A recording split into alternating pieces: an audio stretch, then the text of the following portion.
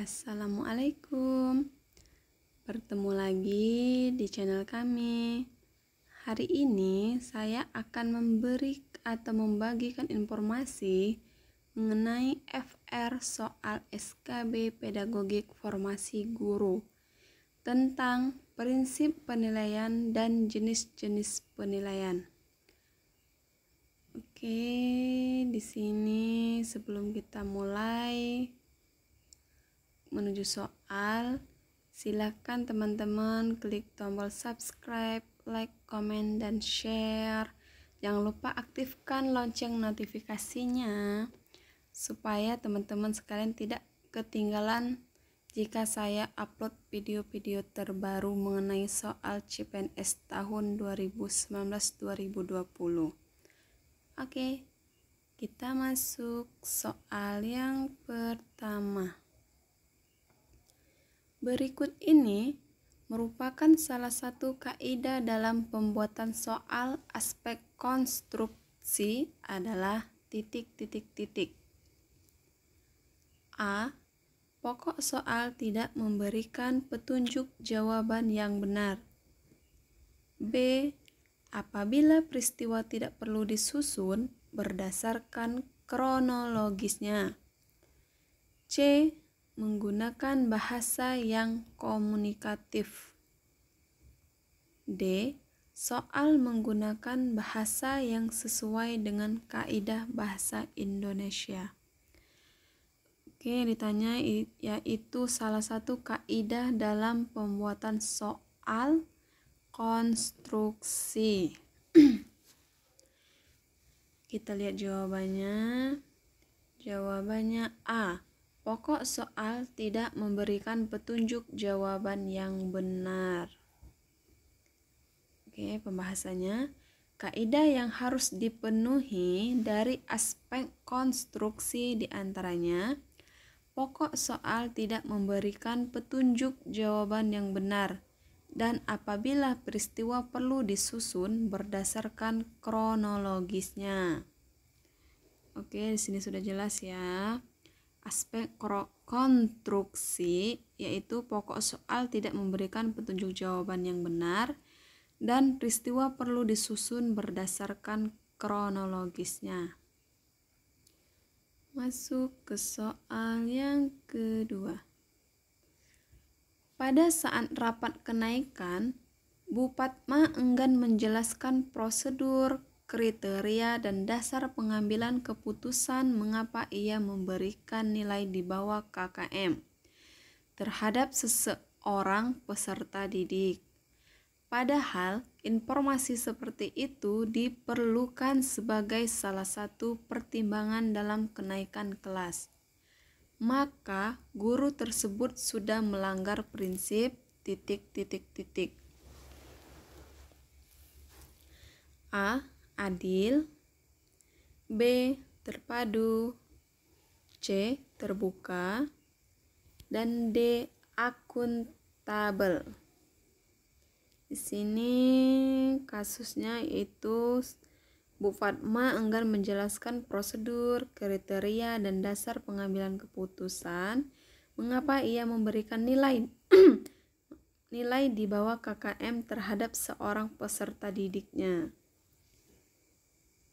Guru tersebut melanggar prinsip. Jawabannya C. Terbuka.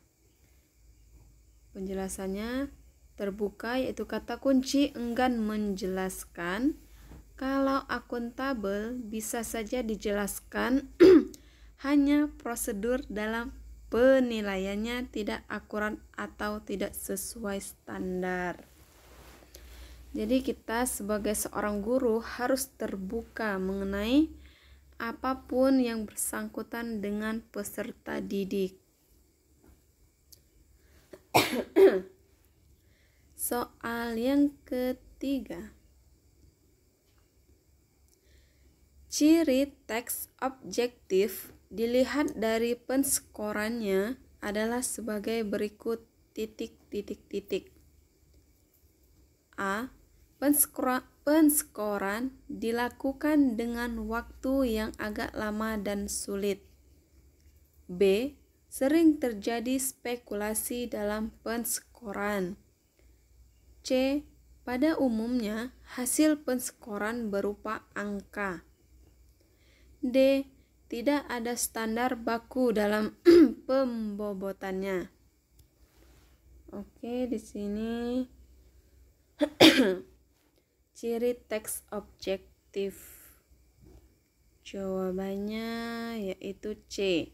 Pada umumnya hasil penskoran berupa angka. Penjelasan. Tes objektif adalah suatu tes yang tersusun di mana setiap pernyataan tes disediakan alternatif jawaban-jawaban yang dapat dipilih, atau tes tulis yang itemnya dapat dijawab dengan memilih jawaban yang sudah tersedia. Soal yang keempat. Sehingga peserta didik menampilkan keseragaman data, baik bagi yang menjawab benar maupun yang menjawab salah. Tes objektif memiliki beberapa model, seperti menjodohkan, jawaban singkat, jawaban benar salah, tes dengan model pilihan ganda atau PG, paling banyak digunakan oleh sekolah. Soal yang keempat. Diana dan Santi adalah siswa dari latar belakang yang sama. Mereka sama-sama pandai. Berdasarkan hasil belajar secara keseluruhan, guru mereka kebingungan untuk menentukan peringkat karena jumlah nilai mereka sama. Karena guru tersebut terkesan dengan Diana pada awal pembelajaran, hingga skor Diana dinaikkan dan dia diberi peringkat ke-1. Maka guru tersebut tidak menerapkan prinsip ... A. Adil, B. Objektif, C. Akuntabel, D. Berkesinambungan. Jawabannya adalah B. Objektif.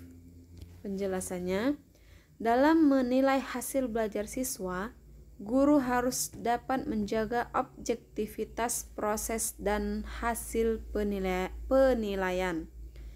Objektivitas dapat mempengaruhi penilaian pada saat penilaian pelaksanaan, penskoran, dan pengambilan keputusan hasil belajar siswa. Jadi kita harus sesuai dengan keadaan atau penilaian terhadap masing-masing peserta didik. Soal yang kelima.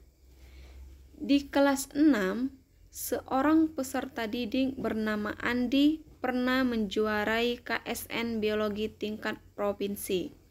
Maka sertifikatnya dapat dijadikan untuk salah satu bahan penilaian adalah ... A. Proyek, B. Portofolio, C. Praktik, D. Pengetahuan. Jawabannya B. Portofolio. Penjelasannya, penilaian portofolio adalah teknik penilaian yang dilakukan dengan cara menilai hasil karya peserta didik yang berupa kumpulan tugas, karya, prestasi akademik, non-akademik yang dikerjakan atau dihasilkan peserta didik. Jadi, seorang peserta didik pernah menjuarai KSN Biologi tingkat provinsi dan mendapatkan sertifikat. Itu termasuk kumpulan dari portofolio. Seperti itu. Oke, kita masuk ke soal yang ke-6.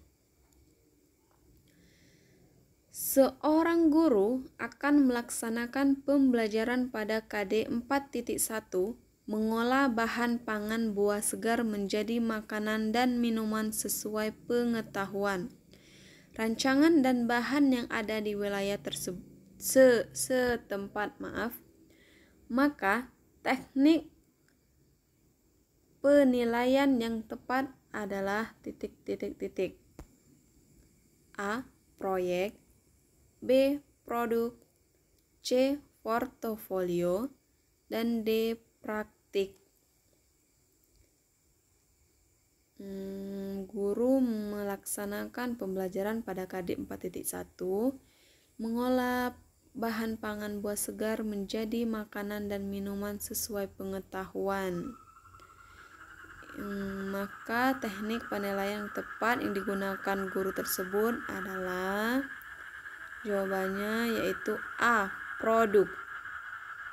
Pembahasannya, penilaian produk adalah penilaian terhadap keterampilan peserta didik dan mengaplikasikan pengetahuan yang dimiliki ke dalam wujud produk dalam waktu tertentu sesuai dengan kriteria yang telah ditetapkan, baik dari segi proses maupun hasil akhir. Penilaian produk dilakukan terhadap kualitas suatu produk yang dihasilkan. Oke, kita masuk soal yang ke-7. Berikut ini adalah pernyataan yang tepat mengenai penilaian proyek adalah A. Penilaian proyek adalah penilaian yang dilakukan melalui observasi, penilaian diri, penilaian antar peserta didik, dan jurnal. B.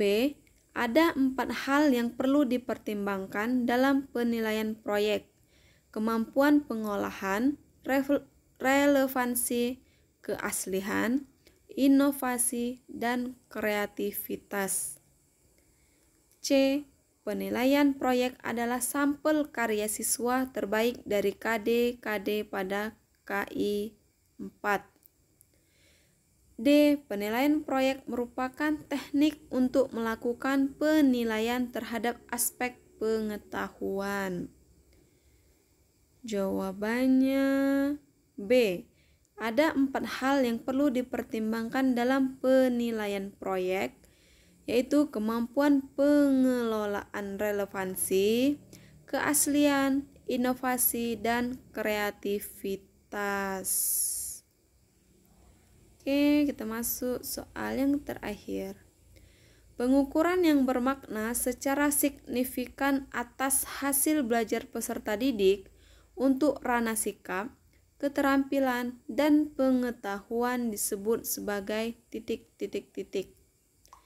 A. Paper and pencil test, B. Authentic assessment, C. Selective assessment, D. Self assessment.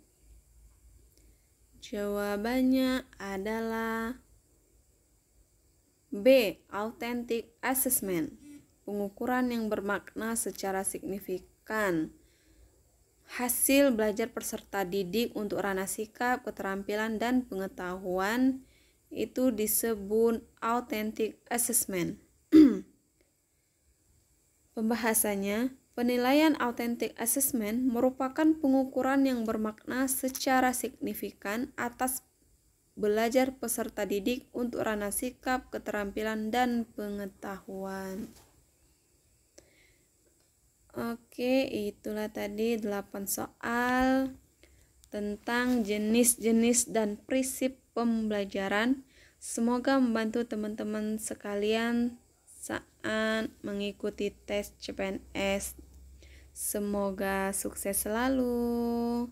Terima kasih.